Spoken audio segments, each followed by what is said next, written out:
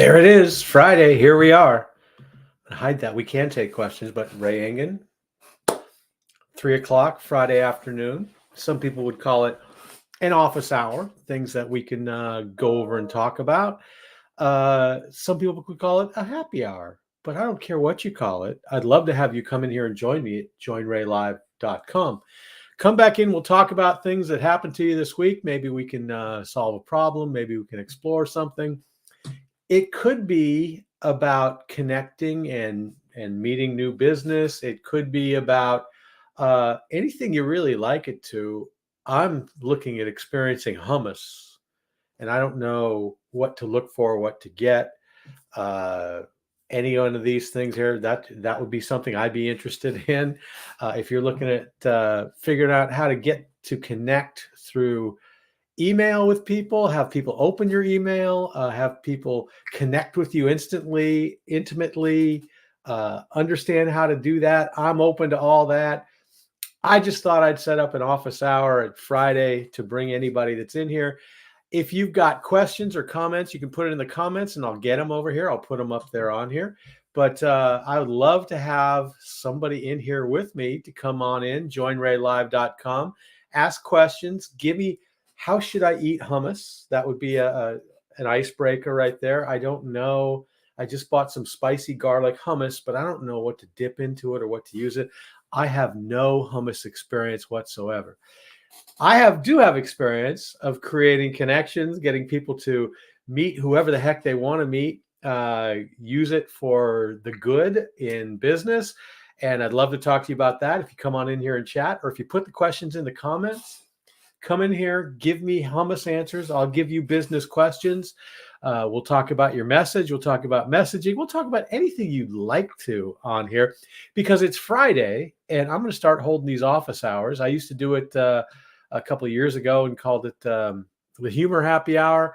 Now I'll talk about just about anything, but please join me. We'll come in here, do this for a while, go off to our weekend, have a good time. If not, I'll just rant on here for a few minutes and then I'll be off and out of your lives forever.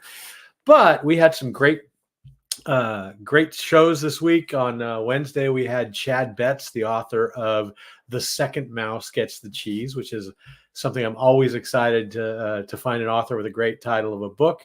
And he was on, and we had Tiny But Mighty coaching CEO Rena Mora on this week. And Jody Clark was on here, an HR guru. We had a guy named Dean that I hadn't met before, but have since connected with him on LinkedIn. What is going on with your business? What are you doing to end the year strong and be ready for the next year as well? Are you running a 3-week sprint to end strong? Because here's really what's going on. Have you gotten a lot of emails about Merry Christmas? And those started coming in, Happy Holidays, excuse me. Can't use the Merry Christmas anymore. Happy Holidays. Those started coming in the middle of November. And what I always tried to do is I would look at who would send me these happy holiday greetings in the middle of November. And I looked at who they were working with. And then I contacted who they were working with to see if anything was being left behind, because when people check out for the holidays, that is a great time to come in and pick up extra business for you. So if you'd like to talk about ways to create new business, ways to connect with people, some interesting ways that you may not have thought of, come on in. Let's talk about it. JoinRayLive.com. If you've got tips for things that go with hummus, and if you see this later on, because I've never been a hummus guy, but I'm trying it. It's supposed to be healthier. I don't know. If you see this later and you have a hummus tip idea, something you're supposed to do with it, put it in the chat so I'll see it. I see this stuff. A lot of times some of the coolest connections happens like 5 weeks after, when these things are replayed, rewatched, somebody stumbles onto it. Maybe they can't get their Netflix to pop on. And so, oh my God, this guy looks like Uncle Fester. What's he doing talking to me? Well, here he is. Oh, he wants a hummus recipe. Or what do you do with hummus? What do you dip in hummus? I don't even know. There's so much in life I have yet to learn. There's so much stuff I know about people things and people skills and entrepreneurial sides of things, but there's so little about hummus that I know. And I think we could do a fair exchange of information here, help you out. Elvis is behind me wondering, what the hell is hummus? They didn't have hummus when I was alive. So Elvis in his next life is probably lying in a bath of hummus because it's the greatest thing in the world. Hummus business, it all ends in Ness, and it's not Elliot Ness. It's Nessiness. So let's do some Nessiness here today. Come on, before I've done this, I ranted for like 45 minutes by myself. I'm not going to do that today. But if somebody comes in, ask some questions. We'll get you going out there. We'll get you some good things to kick off the weekend. I saw some great things this week, talked to some great people, had some great discussions about what people can do to grow their business, what people can do to connect with people that they've never been able to connect to before. I'm not talking about lead generation. I'm talking about creating conversations, because that's what it's all about. If you can't create a conversation, you can't really be in business. And that's what this is about, is making a connection between people. It's not as difficult as people make it seem. What happens is a lot of people wonder, if I'm going to start my own business, how do I do that? If I'm going to go from working in corporate America into this, how do I do that? And that's where people get caught up, because that how do I do this? That's a huge topic. And people get so, oh my God, it's impossible. It's improbable. I don't know how to do these things. Well, take it one step at a time. Don't ask, how do I do it? Ask yourself, what if it happens? And picture your life with that in it. And if you enjoy that picture enough, then you can figure out how to get the first step, because that's really what you need. The first step. You don't need all of it. You just need that first step. People come into their boss's office all the time, and some of you bosses out there know this. They come on and they go like, oh my God, boss, I don't know what to do. I don't know what to do. Can you help me? I don't know what to do. You, as their leader, do not go, I don't know either, right? You sit down, you calm them down, and what you do is you show them what the first step is that they could handle this problem. You take them from overwhelmed to whelmed. And whelmed is a great place to be. Whelmed and gruntled is a great place to be.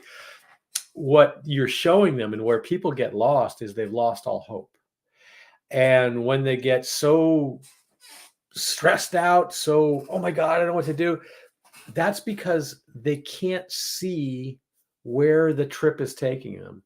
And the only way to get the trip taken is to take the first step before you get to the next one, the next one, the next one. So it's not how do I, it's what if. Oh, that would be cool. What if I wanted to be president of the United States? I have no idea how to do that. But what if I became president of the United States? Because then anywhere I talked, like this thing right here, there'd be 1 million people watching. If I was president of the United States, everybody would be watching this thing right here.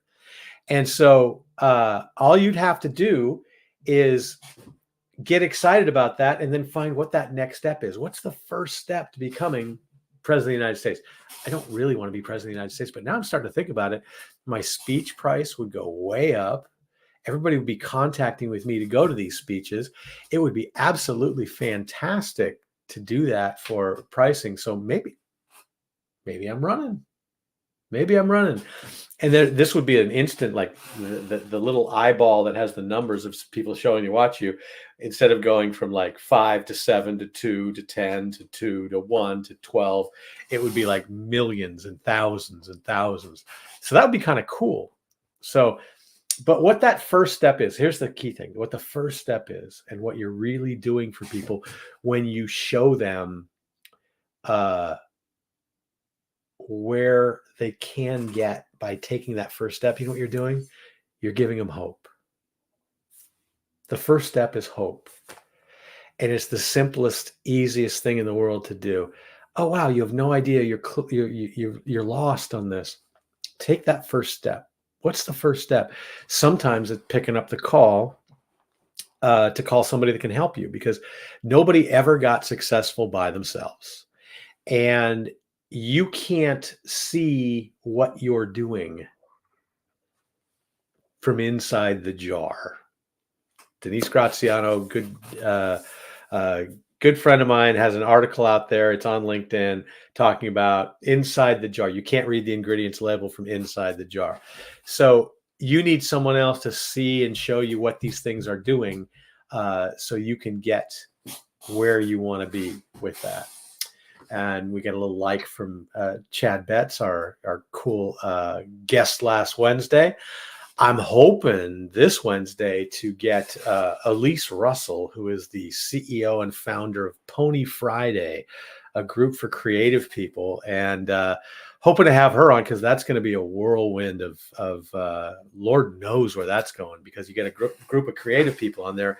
They're going to go off wherever they have. But squirrel, back to the first step is hope. The first step is, and then after that, because you went from being improbable to probable to, wow, I really could do that, to given. And so it's, what if, what's the first step, what's the next step, and then what's missing. That's a simple way to get from I don't know what to do to, this kind of sounds like I could do it. And that's what you really want to do. So anything, that whole process works on so many different things. Sales is the same thing as meeting people. When you're trying to meet a complete stranger, sales, what happens if you contact somebody they don't know you? They think, who are you? Why are you here? How long are you going to stay? Are you friend or foe? And if you can contact them and they don't have that thought process in their head, you can stay as long as you're interesting. So what marketing really is kind of drawing people in. Marketing's like flirting, right? You're trying to get people interested in what it is you're doing. Oh, wow, that's interesting. Tell me more about that, right? And here's the thing, though. If you flirt too much, you get stuck in the friend zone. Same thing with business. If they know you as this nice person that gives you all kinds of ideas and all kinds of great things, then you get stuck in that business friend zone, and then it's impossible to get them as a client. So sales is like dating.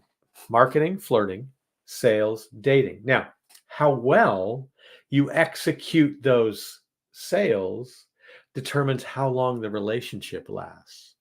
How well you execute those dates determines how long the relationship lasts. And then what happens is it even goes to the next step. The proposal in business is same as the proposal in relationships, because what you're doing, here's what a proposal looks like. You recap fondly what's happened in the past. Then you give a future-looking vision of what's going to happen. You recap the past. You engage them in a positive future vision, and then you ask for a commitment. Just like a relationship. Flirting, dating, marriage, marketing, sales, lifelong relationship with customers. So, unless I see somebody popping in here to joinraylive.com, I am going to leave you with that proposal, and I will be on Monday with some quick tips. Monday we do the Monday mentoring for entrepreneurial speakers. Wednesday, I have a guest with the Wednesday workshop, and hopefully you can bring some stuff with me. Friday, I'm going to run a little office hour. So what I'll be doing in the future is talking about some of the things that I posted on here earlier. I did a series on how to own a room, how to get people engaged and involved. The dilemma that we have right now is we have lost 3 years of people skills, and it's showing up in our businesses, and it's showing up in our inability to create new business. It's showing up in our inability to serve our customers. So there are very specific things that you can do.